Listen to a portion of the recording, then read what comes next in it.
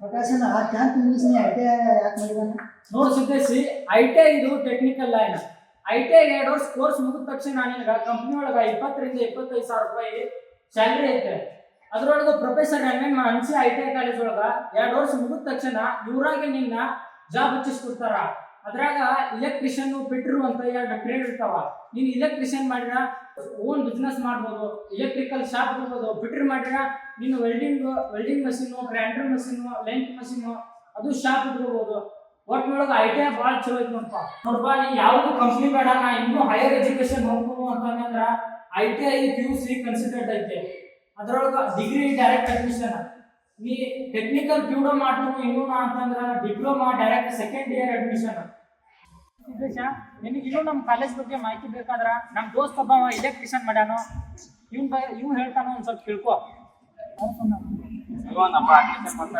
ಇವ ನೋಡಪ್ಪ ಹೊಸದಾಗಿ ನೀವು ಅಡ್ಮಿಷನ್. ಪ್ರೊಫೆಸರ್ ಎಂ.ಎಂ ಅನ್ಸಿ ಐ.ಟಿ.ಐ ಕಾಲೇಜ್ನಾಗ ಹಿಂದ್ 16 ವರ್ಷದಿಂದ ಕರ್ಕೊಂತ ಬಂದವ್ರು ಅದಾರ. ಅವರು 100% ಜಾಬ್ನು ಆಗ್ಯಾವ. ದೊಡ್ಡ ಕಂಪನಿಗೂ ಸೇರ್ಯಾರ. ಅವ್ರಿಗೆ 20 ರಿಂದ 25,000 ರೂಪಾಯಿ ಸ್ಯಾಲ್ರಿನೂ ಐತಿ. ಅಧ್ಯಕ್ಷರಾದಂತ ಮಲ್ಲಿಕಾರ್ಜುನ್ ಅನ್ಸಿ ಸರ್ ಅವರು ಕೂಡ ಎಲ್ಲರಿಗೂ ಸಹಾಯ ಮಾಡ್ತಾರೆ. ಅದಕ್ಕೆ ಐ.ಟಿ.ಐ ಅಡ್ಮಿಷನ್ ಮಾಡಿ. ಇಷ್ಟು ಸೌಲಭ್ಯ ಐತೆ ಅಂದ್ರೆ ಐ.ಟಿ.ಐ ಮಾಡ್ಸ್ನಲ್ಲ. ನಾ ಸರ್ ಕಾಂಟ್ಯಾಕ್ಟ್ ನಂಬರ್ ಕೊಡಲ್ಲ. ಸರ್ ಕಾಂಟ್ಯಾಕ್ಟ್ ನಂಬರ್ ಕೊಡ್ತಾನೆ, ಅವ್ರ ಮೇಲೆ ಕಾಂಟ್ಯಾಕ್ಟ್ ಮಾಡೋ.